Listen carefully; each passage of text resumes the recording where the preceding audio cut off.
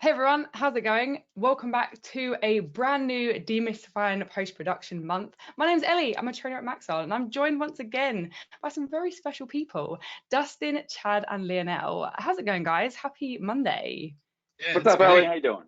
Hi, everyone. Yeah, I'm good. And hey to everyone Hello. who is here already with us. So hey to Bernd, Hannah, Joel. Nice to see you guys. Yeah, looking forward to another demystifying month with a brand new topic. But before we get into what we're going to be doing today and for the rest of this month, I thought I'd show you guys what's happening throughout the rest of July, other than, these lovely demystifying sessions.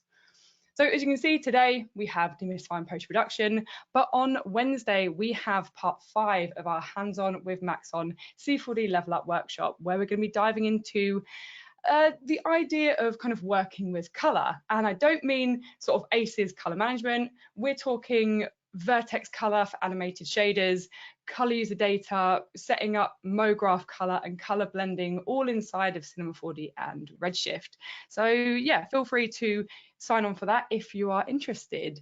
And if you are keen on learning about color management, I have a lovely little segue here, because Max on his Maxon color show has the amazing Cullen Kelly, who is going to be covering all things to do with ACES color management, and that will be on YouTube Live on Thursday. So it's a very color orientated week for us as a training team. And on Friday we have the amazing Steph and Hashi doing their VFX talk show, VFX and Chill. And we also have a bunch of other events going on. I know Jonas is attending a event up here, and then you can always see all the amazing stuff that's happening for the rest of July as you scroll down.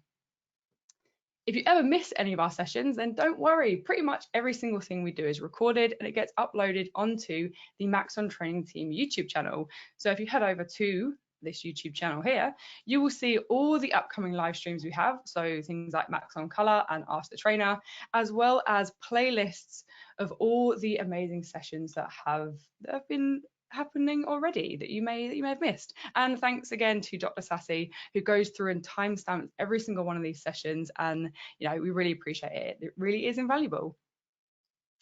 All of these links, including links to project files, can be found in the handout section of GoToWebinar, along with a very special Maxon merch store link. All you have to do is type in the password Particle Magic, takes you to this page here, and we love to give you guys free merch. You get a free t-shirt. All you have to do, pay for shipping, but yeah, you can represent along with us with some nice Maxon and Cinema 4D merch.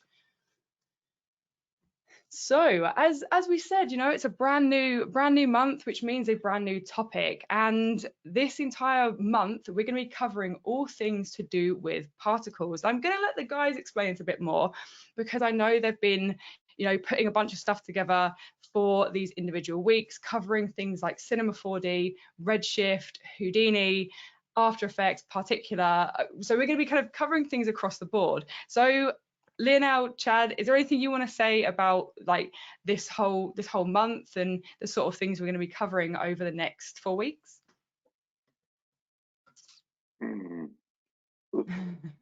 Lionel, you're muted. Go ahead, Chad. Oh no, you should go, because you have next week you have a special guest. So We do.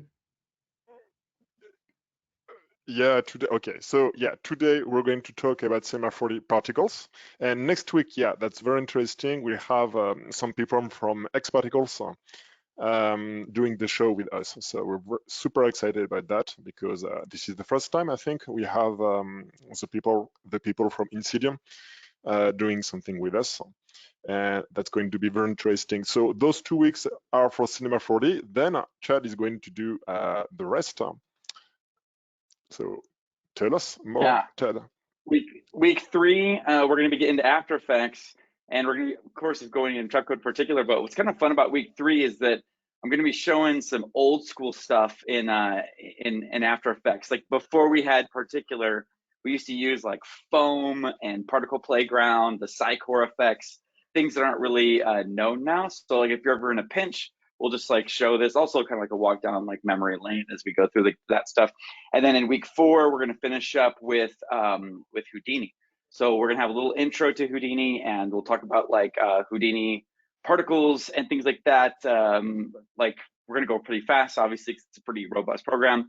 And then we'll have just like a little snippet about Unreal Engine and the Niagara system in Unreal Engine, making particles in Unreal. So all across the board, we're gonna be doing particles everywhere. It'll be pretty fun.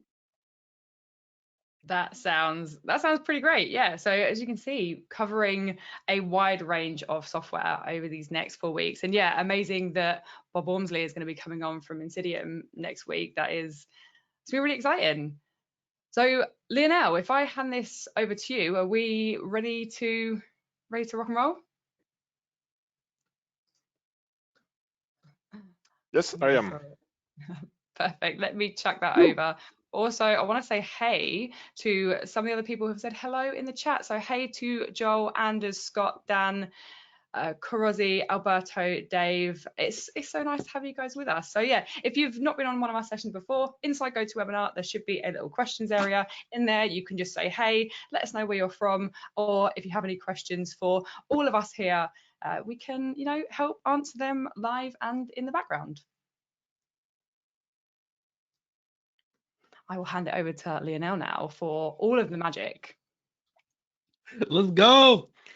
This is so gorgeous. Oh my gosh, I'm so excited. I know, it's pretty. I'm excited. All right, so yeah. Yeah, welcome everybody. So today we're going to talk about Cinema 4D's particles, and you'll see that you can do some amazing stuff with only X particles. We will do even more amazing stuff with with Cinema 4D's particles. You can do even more amazing with X particles, but it's already very interesting what we can do with Cinema 4D's own tools. So this is the hero pick I worked on and the project. So I would do that afterward. And we're going to go through most of the tools. I won't go as deep as did Nozman a few weeks ago. So please see this one, which is very interesting. We put it in the comments. It's a Nozman bit on the Ask the Trainer, and in 1 hour and 10 minutes. He saw almost everything, but very quickly, because yes, in 1 hour you can already do that. So I won't do that. I will talk a lot about the vector field and the force field, which are amazing tools and mandatory to know if you want to do something like that. But first, let's talk a little bit about standard particles, because already you can do some interesting stuff with it.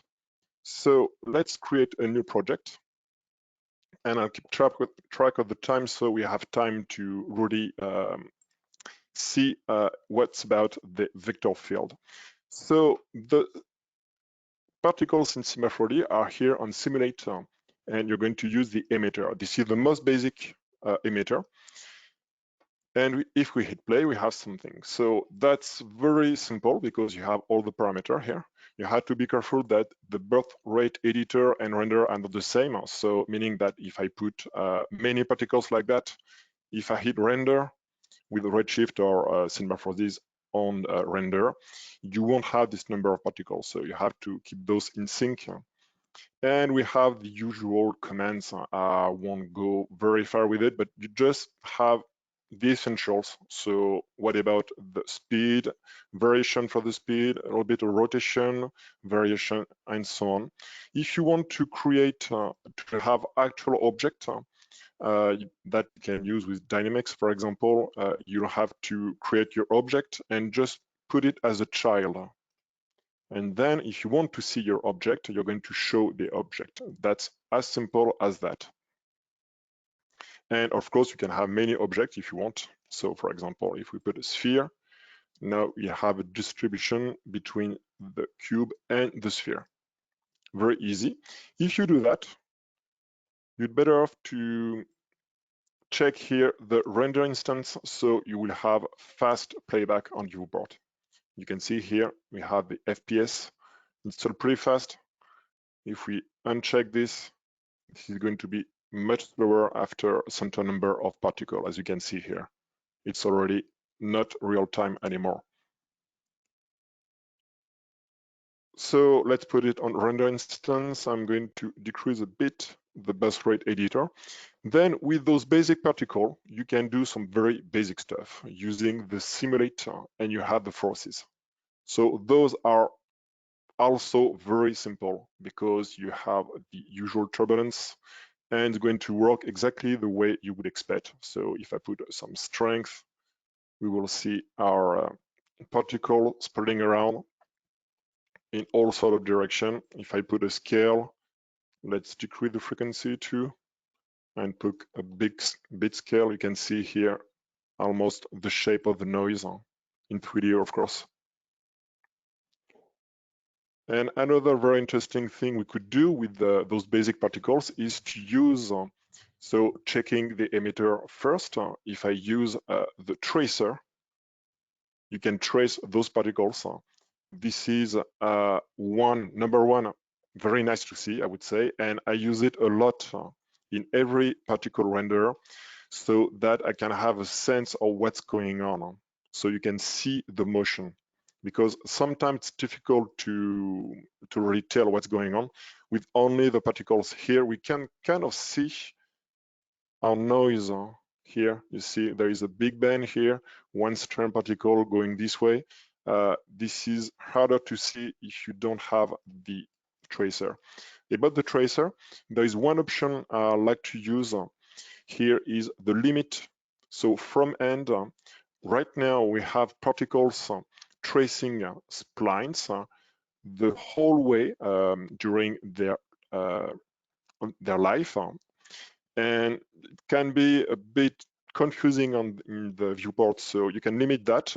So let's put it from end, and the trick here, if I just hit play, it looks like it doesn't work because the default amount should be something else than 1. So it's going to trace 25 frames of particles, meaning that our trail is 25 frames long. So it will be faster on the viewport and also kind of nicer, I think. More pretty to the eye. And let's change the frequency, for example, to have different settings. And what's cool with that, with those basic stuff here, we already have fields, so we can limit the fields. For example, here, if I put a linear field on +Z, and let's put it there, we will have our particles going straight away, and then they're going to be spread apart with our field. So it's very easy to understand. And with that, you could already do some interesting stuff. It's limited compared to what we could do with the X particles or Houdini or whatever. But already you can do some nice stuff with that. Let's see, for example, what we could do. One very simple example would be a tornado. Actually, let me show you the end file. So this is just a tornado created with the techniques I showed you. So it's still very, very simple. It's just many rotation. Then we have a friction. Well, let's see what's going on. You can see it's a kind of convincing tornado, a bit simple, but we have control over the motion, as you can see. And of course, if I just activate the tracer, we will see that even better. So we can see we have many particles going different way with different speed and so on. And that's just using the basic tools I just showed you. So let's create that very quickly. Then we will be able to move on the more interesting force field. So let's create a new file, and I'm going to create here on simulator our emitter. So let's move it on this axis, holding shift to increment, so to snap to 90 degrees.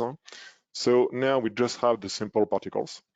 I'm going to trace them right away so I know what's going on.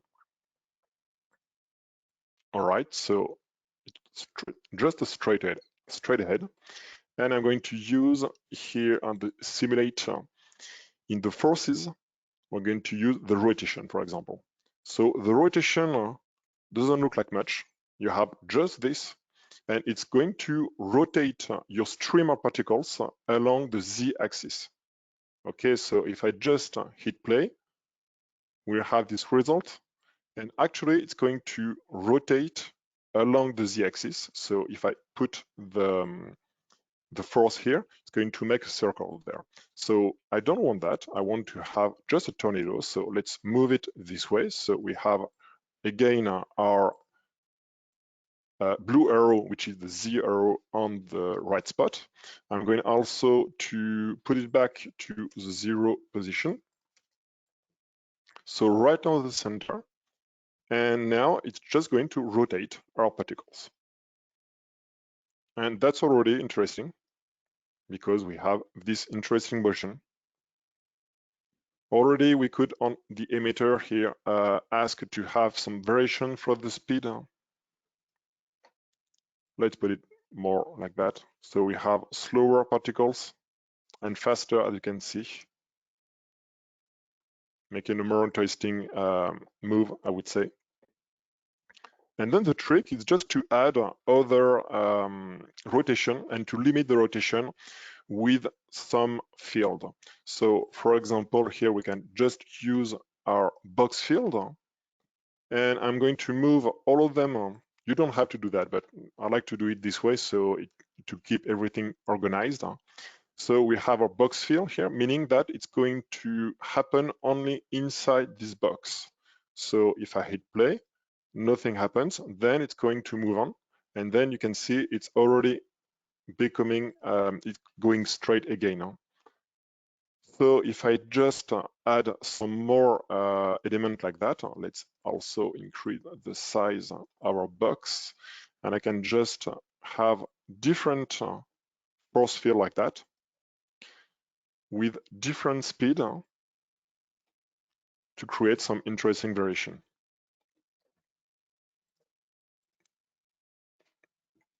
So the first one, and then this one is faster, and you can see they are going to add on top of each other, or they would blend. If I move, for example, this field, let's make it happen right at the beginning, and this one, let's put it there. You can see it creates some variation, and you can layer them like that as much as you want. And what we could do is now add another rotation. So I'm going to duplicate this one, and let's offset it this way. So it's going to rotate along this z-axis, so it's going to make a wider turn. And because it's limited by my box field, I'm going to make it much bigger and move the box field here. So it's a bit confusing because here we have the rotation and there's actually no way to see our object. See, it's hidden if I just uncheck it. And the box field is here, so it's still happening there, but being limited by this box field. So let's make it much bigger.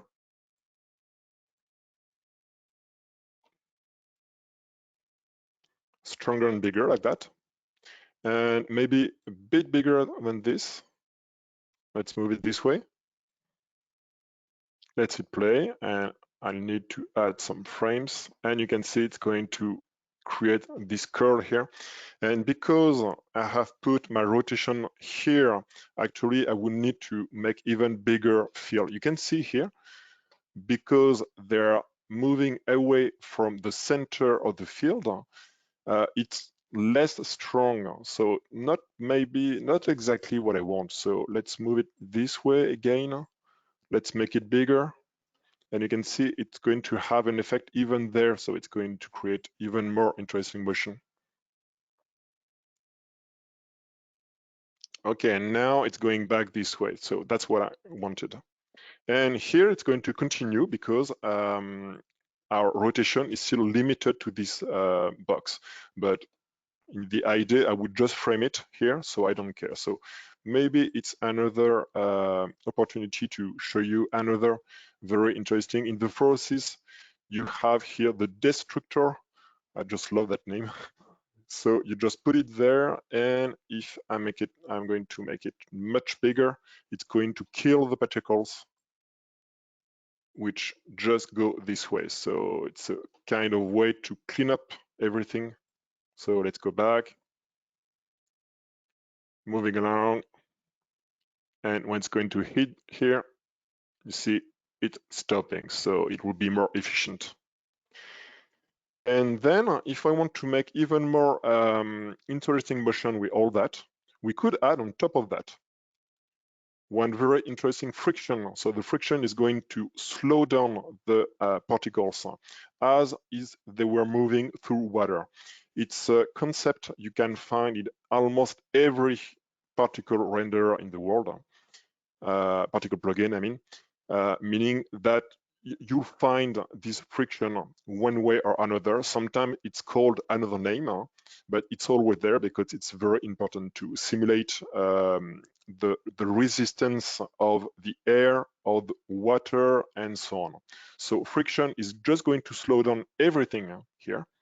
So at 10, it's already pretty strong, as you can see. Everything seems slower and slower. Okay, but what's interesting here is to associate this friction with another field, and let's add the random field.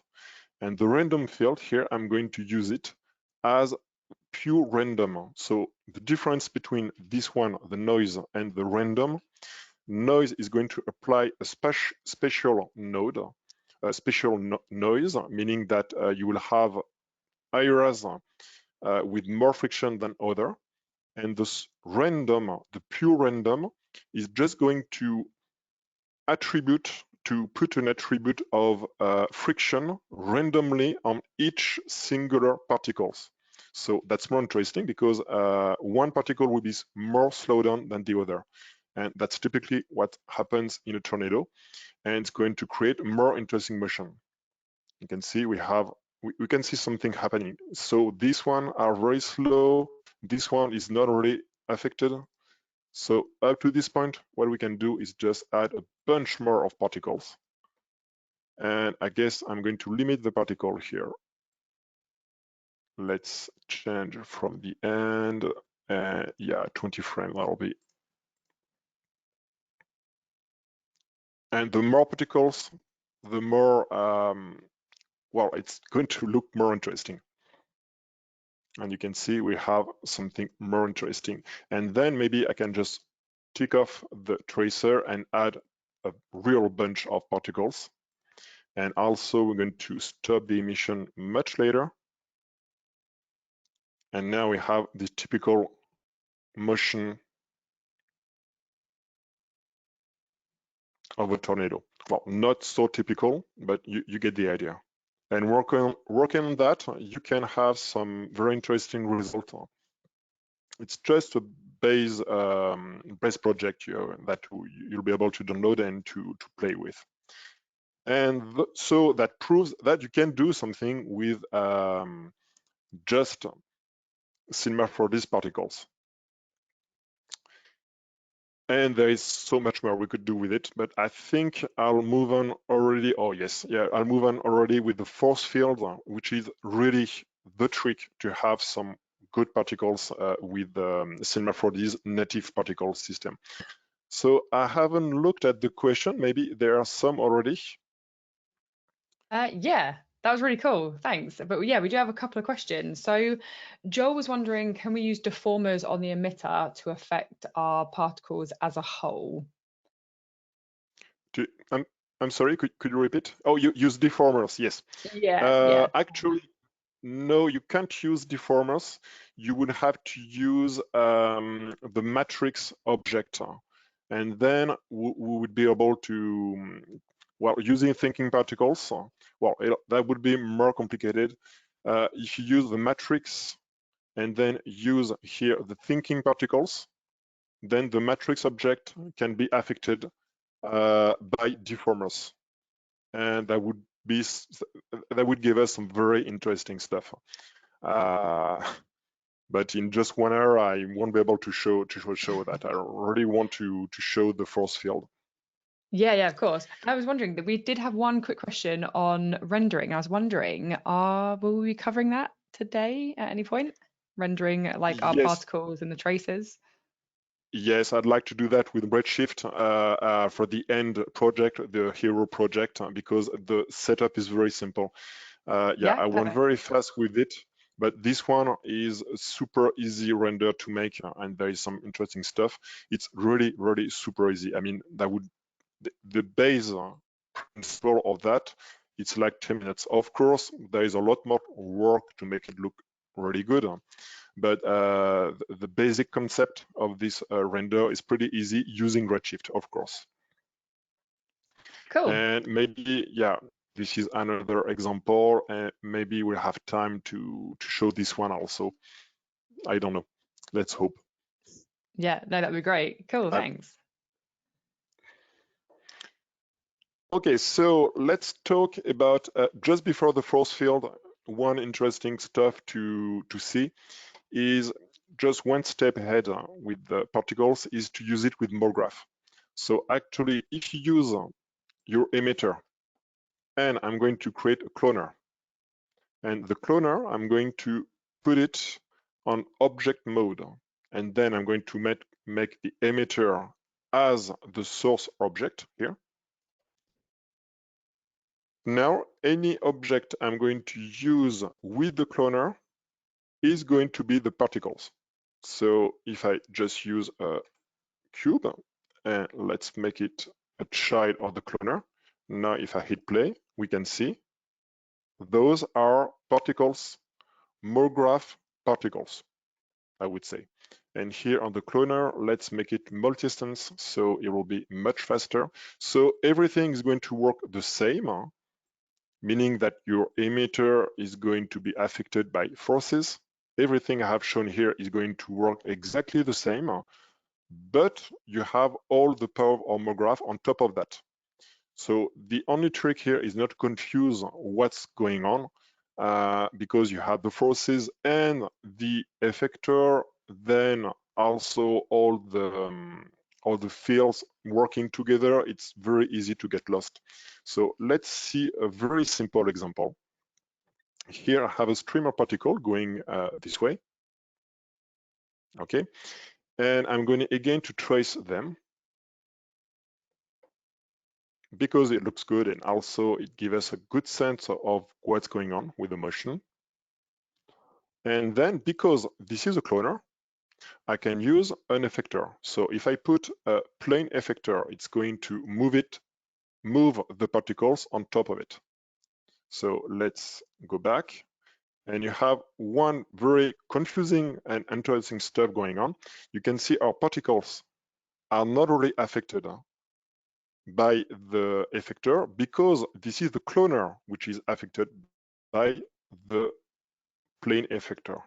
Okay, that's important to know because it makes sense that the cloner is taking the particles as a source object, and then the plane effector is working only on the cloner.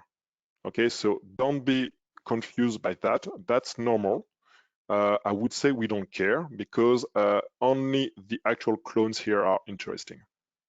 Okay, so that being said, now because we have our plane effector moving everything up like that, we can make some interesting stuff, like for example, a random field. If I put a random field on top of that, we will see that our particles are going to move randomly on the y-axis.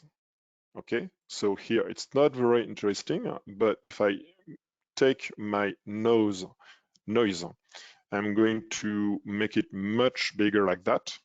We'll have some kind of wave motion, much nicer. And this is very smooth. It works very well, as you can see. So from there, it's pretty easy to create, to use your usual object. For example, an extrude. Let's make a little change before. I'm going to take my emitter and let's change the size of the emitter. I want it to be much bigger like that, and just on line. So we have a stream of particles on a line and a more interesting wave pattern like that. So let's increase also the burst rate editor. And you can see we have this motion here.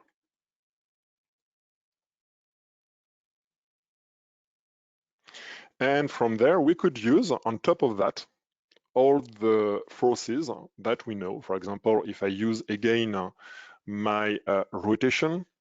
So here now the rotation is on the right axis. So I put it back to the center.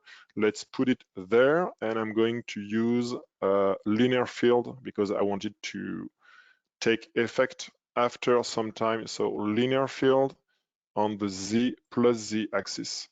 So it's going to happen only from there. So we have our particles, and then here they're going to move this way, and they're still wavy because of the effect, the effector. You can see we have some very interesting, well, that's really fun. That's what I like with particles. I mean, it's endless fun.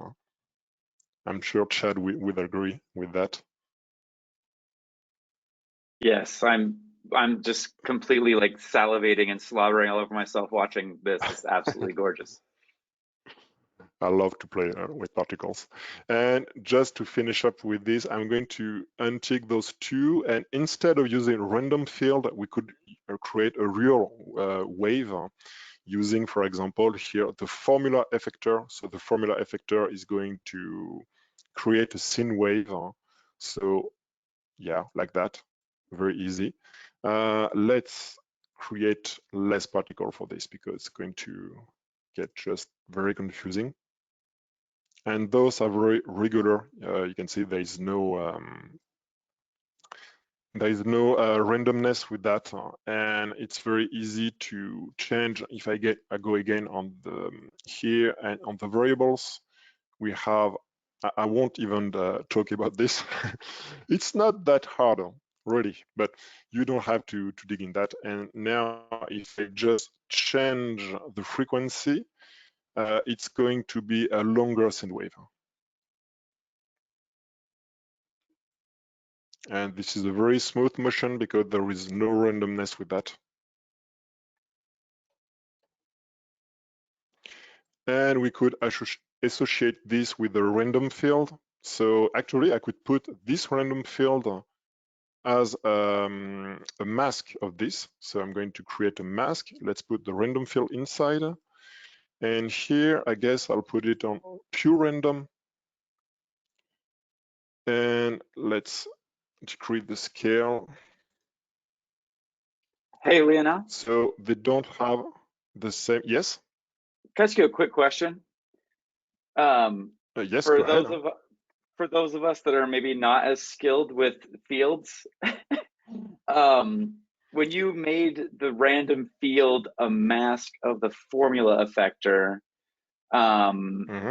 what does that mean exactly? Well, it means exactly what it says. It's a mask. So you will see. Well, it's perfect transition to the force field because I'm going to use the mask a lot, and then it will make sense. It's really using at the mask, meaning that I'm going to filter the formula through the random field. Okay, so it'll make more sense with the force field. So let's move on. Okay. So yeah, half an hour, perfect. So the force field is the ultimate way of controlling particles with native cinema 40 particles. So the field force is here. And it's amazing, but it's a bit complex. So let's see first how it works. I'm going to create again our simple emitter. Okay, so it's going to stream particle this way. All right. And then I'm going to add our force field force. Okay, so our field force is going to give direction. By default, there is nothing going on, so it's not going to do anything. I'm going to change the velocity type to absolute velocity. Okay, this is the hardest mode, I would say, but also the one that will give you full control. And here with the strength of 5, well, it's not going to, nothing's going to happen, because you can see our particle are stopped right away because they are totally controlled with this one. Okay. And because I haven't put anything here, nothing happens. Okay, so let's add something, a simple solid. Okay, we hardly ever use the solid layer with usual MoGraph, but here it's going to be interesting. If I just put it here, we can see the vector field appearing. Okay, so here we have vectors, and this is very easy. You have your vector here. So Y is up, Z is right, and X is our way toward the camera. So here it's moving up, and if I just hit play, we can see our particles are going to move up. Okay, it's not that obvious because the speed is here. Now it's more obvious. Okay, so, well, that's not very interesting yet. I'm going on the field force also to, in the field display. In the display, I'm going to untick the display vector length. Okay, so we can see our direction. Also, I'm going to change the box size here. So we have a single layer here of lines. Okay, now we can see very clearly it's going to move up. Okay, it's three-dimensional, but this way it's easier to read. Okay, so our emitter, our particle are going to go this way, meaning that any speed I put there, we don't care, because it's going to be controlled by this absolute velocity. Okay, so here we have our particles shooting up. So what I'm going to do here on the field force, I'm going to change to the right. Okay, so back to the beginning, we have our particles moving to the right thanks to this solid.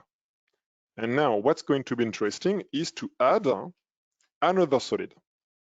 Okay, so if I put another solid moving up, you can see those two are going to combine, and now they're going to shoot on this direction. Okay, so it's still not very interesting, but what if I use this solid and filter it through a mask? So the mask is here, and if I use now a linear field as a child of this, so I'm holding Shift, we have our linear field as a child. I'm going to put it on plus Z, and let's move it this way. And yes, you have to activate here the value. And now let's go to the field force, and let's just extend here our size so we can see what's going on. And this way, and also let's add, and you can see very clearly that we have this field force going this way, and then it's going to be altered here by our linear field controlled by our solid field controlled by the linear field. Okay, so let's test it, and we can see our particles are going this way. It's as simple as that. Okay, and they're going to add on top of each other. Okay, so using solid like this, you can control the stream of your particles, and I hope does it make sense to use the mask here?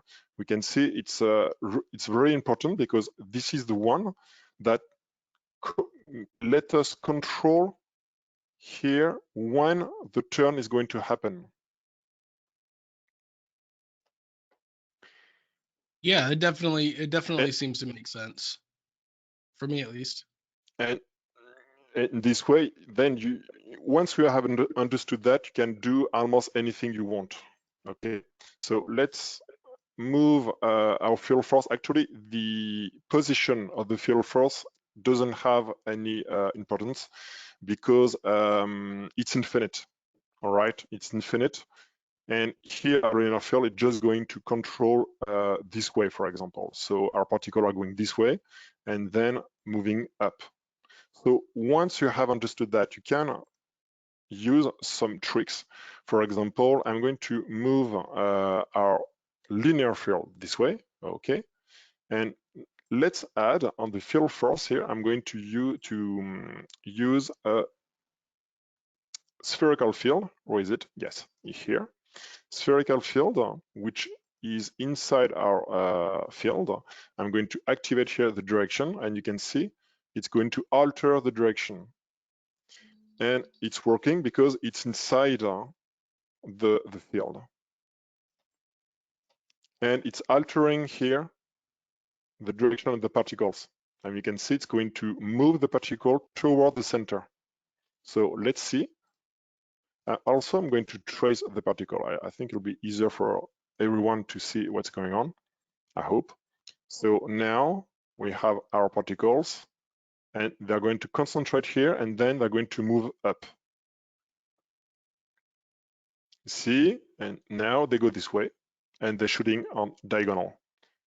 And what's really good with this, it's easy to see that if I want to have less, our spherical field is too strong, I'm just going to decrease, and we'll have the same effect, but not as strong. Also, I'm going to make a bigger emitter this way. Okay. So now I have shooting particles. They're going to converge a bit, and then they're going this way. So you have an amazing control over your particles. I would say the only problem is it's a bit complicated, but not not as complicated as anything in Houdini, I would say. So it's once you have understood how it works, it's pretty easy to do some nice stuff with that. So for example, what I could do is I'm going to create a new project. I'm going to recreate the tornado we have done earlier. So I'm going to create an emitter, and let's put it this way, 90 degrees. Okay, perfect. I'm going to add straight away a field force. Okay, so here it is. And we're going to change to add to our field force. I'm going to add a solid. So the solid is going to move everything up, and let's change to set absolute velocity. Again, I need to change here because yeah, it's more confusing than anything. And okay, that worked. I'm going also to trace the particle. So now it's shooting up. And now, what about adding to that? So we have our field force. So saying that everything move up, okay? What if I add on top of this one very interesting field, which is the radial field. So radial field is going to make some kind of helix motion on the y-axis, which is exactly what I want. So let's move it this way. And also let's change, well, I guess we can leave it like that.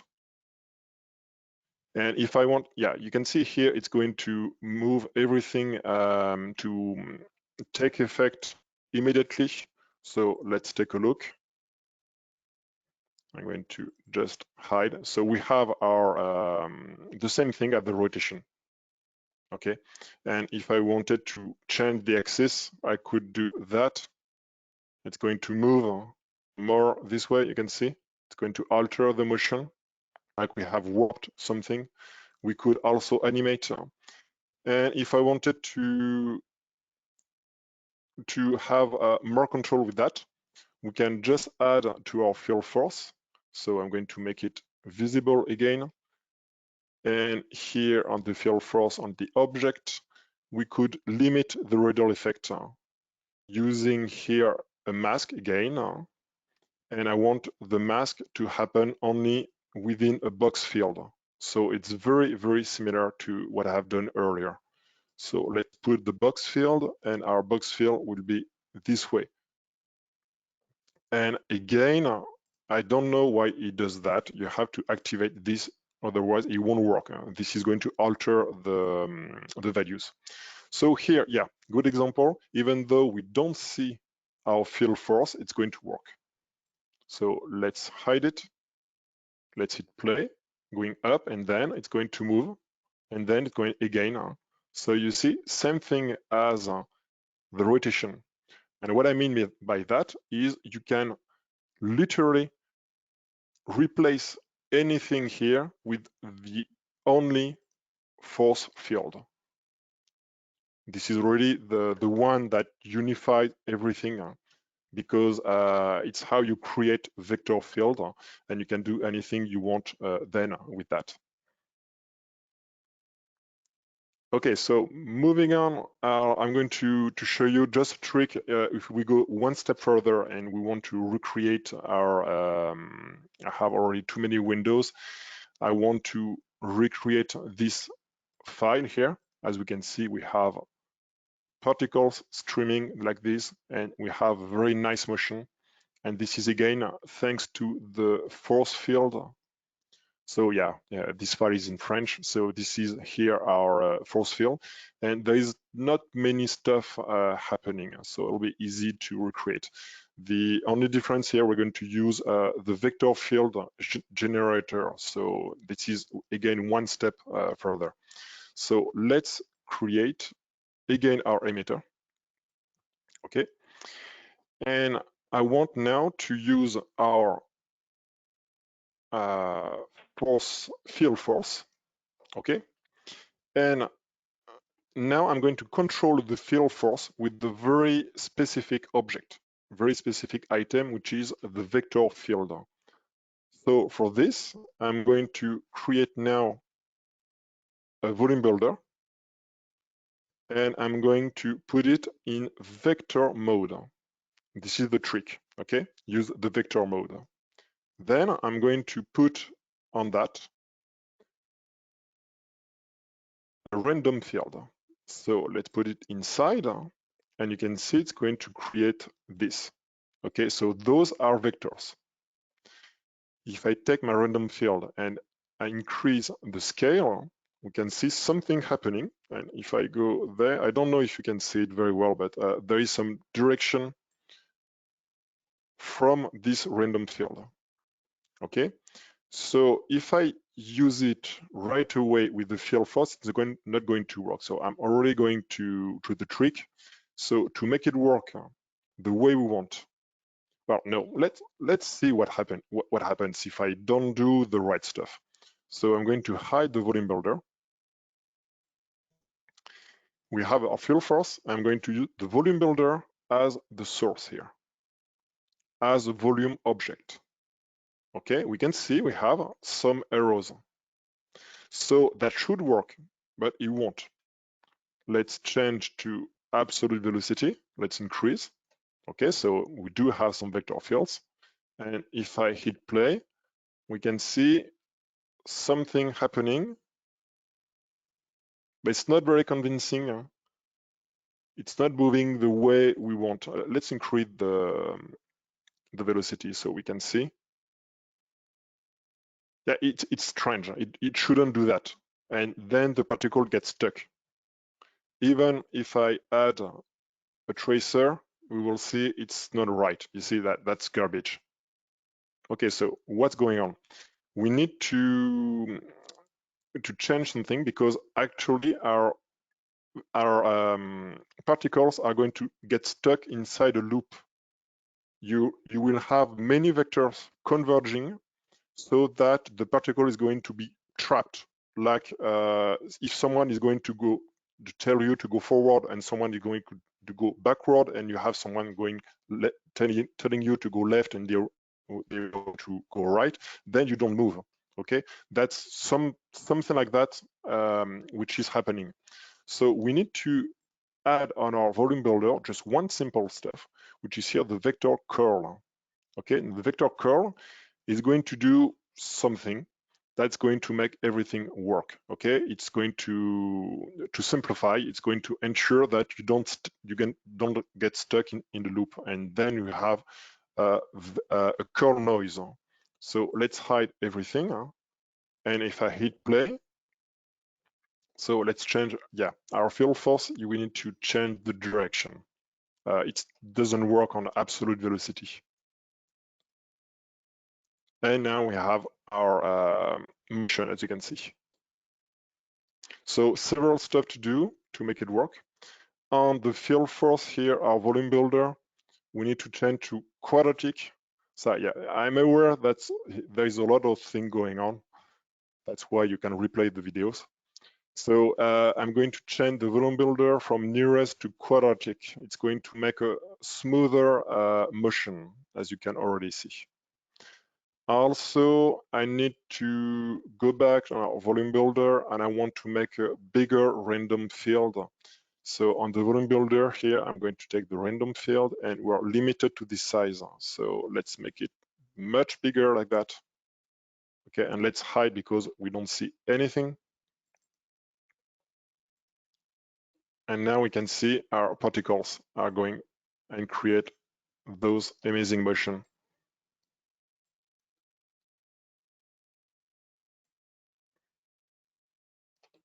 At some point, they're going to get to the edge of our volume builder.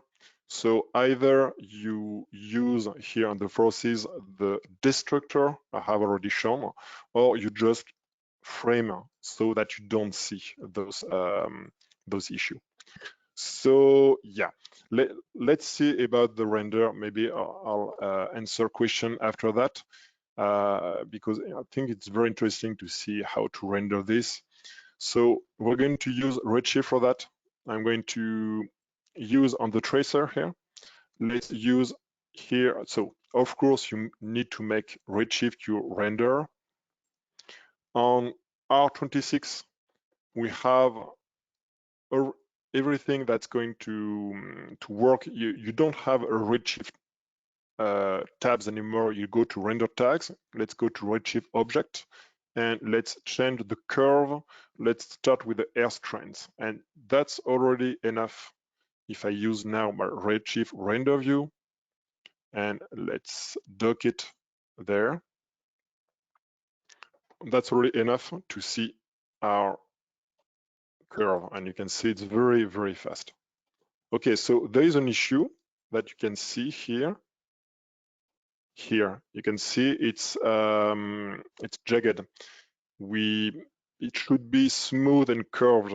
Okay, so to solve that, you just need to go to your tracer and you're going to change the type from linear to cubic, and then intermediate points, let's use the uniform and let's change to maybe 2 or 3. That should be right enough. You can see now it's curved. It's smooth, much nicer. Okay, so now if we want to make it look a bit more interesting, I'm going to change a few stuff. Here, we're using the hair strands. Hair strands are for hair, obviously. And actually, it's a sprite, meaning that it's always going to face the camera. It's not a real object. It's not like a tube. So it's nice to have just lines like that, but if you want to use some materials like metal or glass, we're going to create actual geometry. And then we can do that here by changing from hair strands to capsules. So now we have actual cylinder. Okay, we can change a bit the size if you want. You can see we have some shading now. We didn't have earlier because we use the hair strands.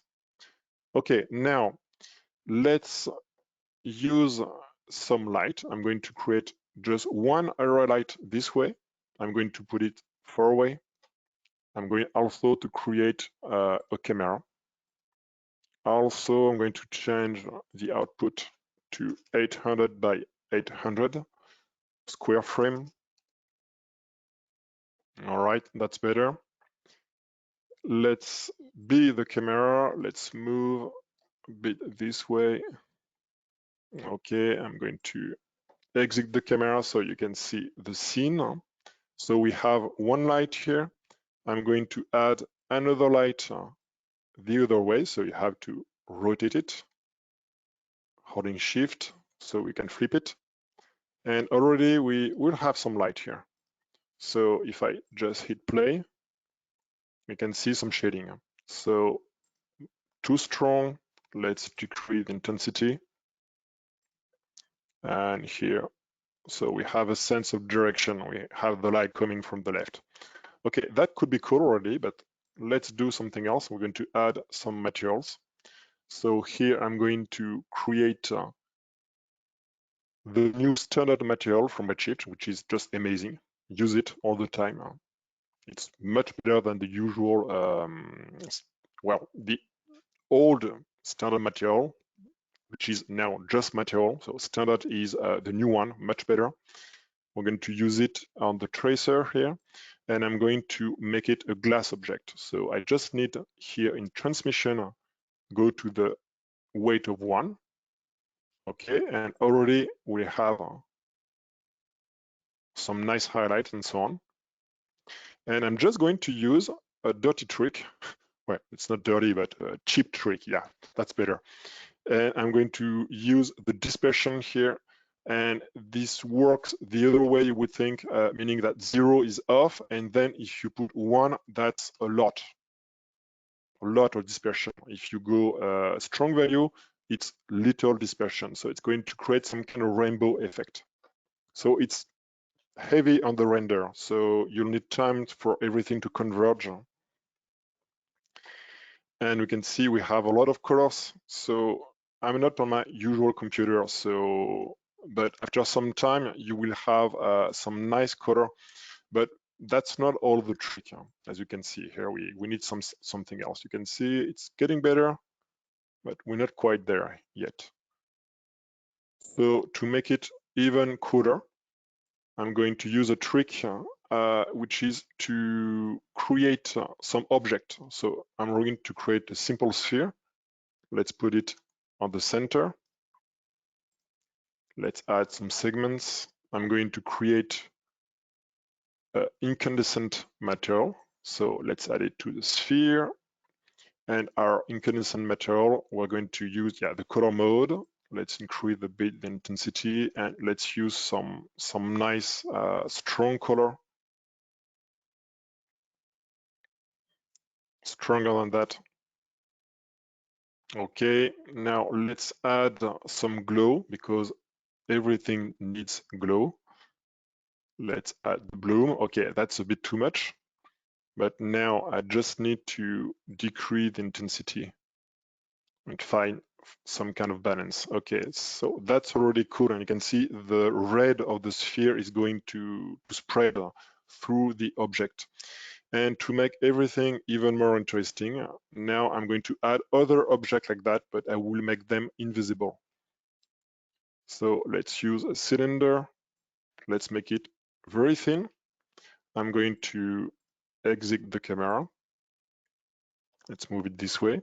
So yeah, of course, by the way, this is a trick from Nidia Dias, which is an amazing Portuguese art director.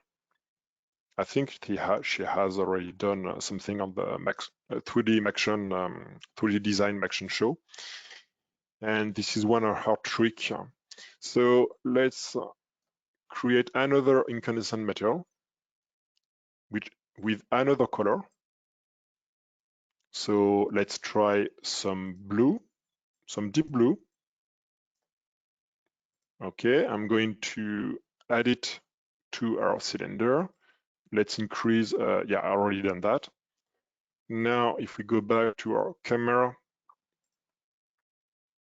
we can see it. Okay, it's too strong.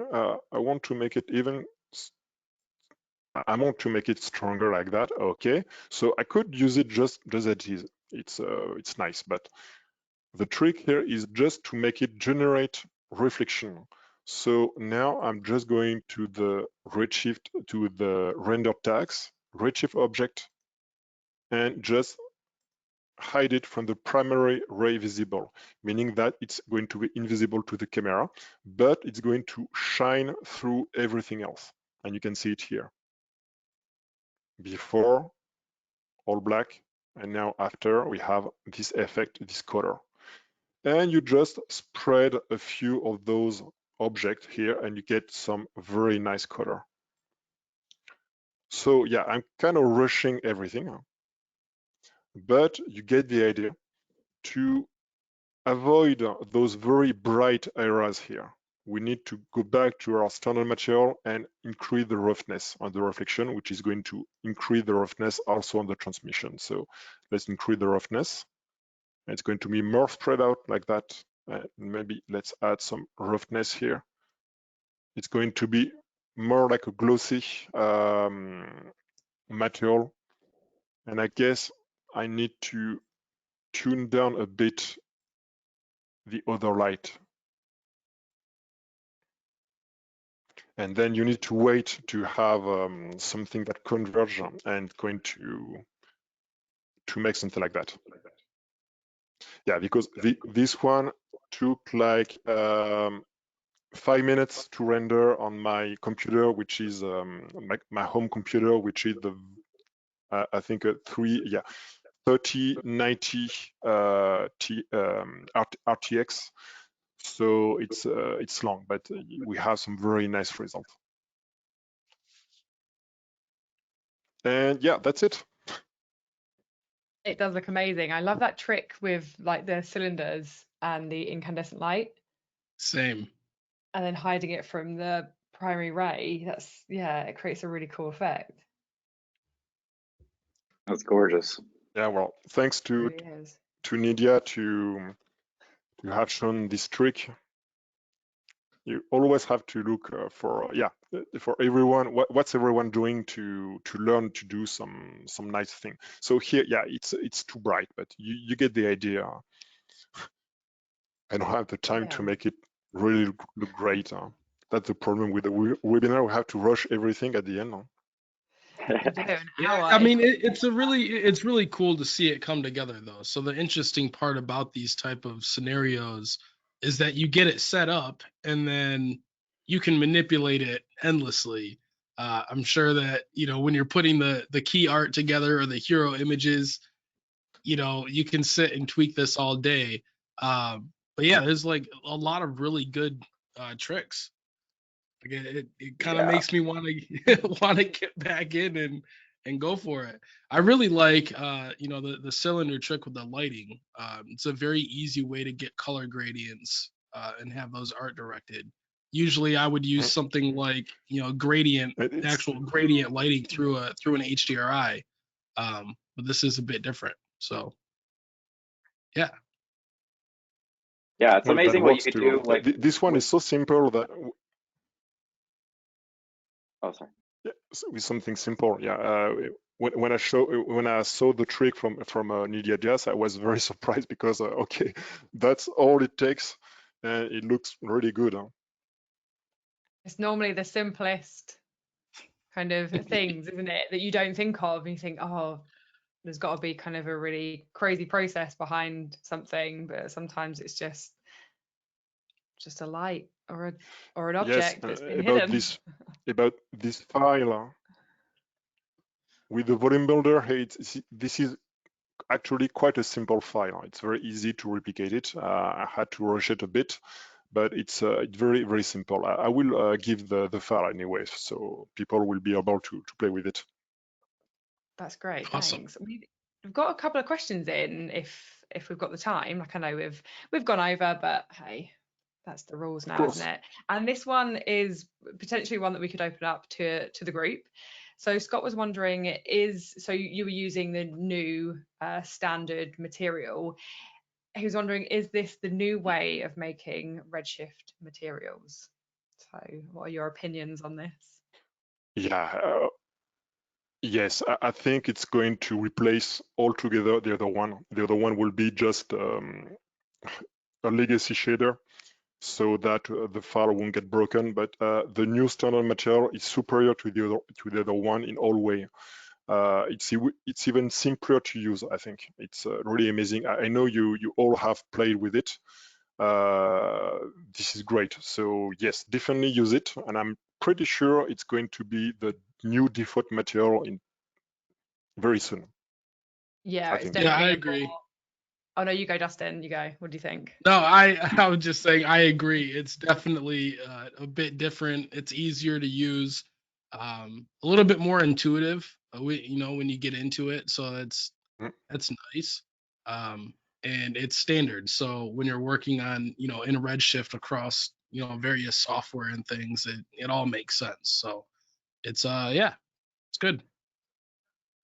Yeah, yeah. If you're using Redshift, yeah, definitely start using the standard surface, because I imagine will become the default. It's more industry standard, and especially when it comes to converting over from kind of like other software and DCCs, it's going to be useful for that if you use like Yes, Arnold and things. that's why it's called standard, because it looks a lot like the Arnold standard shader, which is a kind of industry standard. So it will be easier to switch from one render engine to the other. Yeah, I believe it was actually based on I that can see a as question. well. I can see a question I can answer. Is there a benefit to using Redshift to create geometry versus sweep generator? Oh yes, definitely. I mean, even this simple scene with the sweep generator I don't think it would crash, but it would just crawl to a very, it would be very, very slow. And with Redshift, you can push it insanely far. It's going to be very fast. So yeah, definitely use as much as you want, as you can, the RS object for anything to create particles, to create trails and so on. Sweet. Oh, so there's one more from Alberto about importing point cloud files. I do not know what that's referring to, but do you guys? Huh. I haven't tried that, so I think there is a way to, maybe, no, I don't know. Do Yeah, you know, guys? no, I'm racking my brain on that one as well. I feel like that would have to be a bit more of an R&D session. Yeah, I guess there is a way with X particles, but with Cinema 4D, I'm not too sure, but that's something I will investigate. Yeah, I was going to say, we've got an entire month, so it's something we can always take a look at. Cool. So yeah, just a quick reminder, next week will be you again, Lionel, with Bob Wormsley from Insidium, diving into some X particles, I believe. So that should be a really interesting week again. But thank you so much, Lionel. First of all, thank you so much for this entire session. Like, we've had some really lovely comments in the questions area, and people saying they can't wait to already go back and rewatch all this amazing stuff.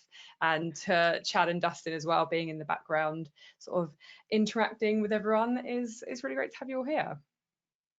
Well, thank you for inviting me.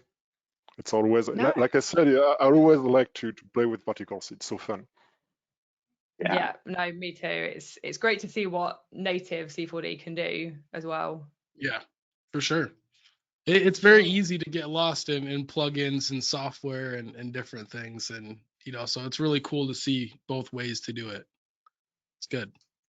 It is. Yeah, it's amazing what you were able to come up with, like the standard C4D emitter. I think, like, we talk about it like it's very limited, but when you really know what you're doing, like Lionel does here, like, I mean, you could create some unbelievably gorgeous stuff. So yeah, it's fantastic to see that. Yeah. Cool. Right. Well, have a lovely rest of your days and weeks, everyone's watching us live, and to you guys as well. And yeah, we'll catch you on another session soon. Yeah, sounds good. Bye, everyone. See you next week, everybody. Bye, everyone. Bye-bye.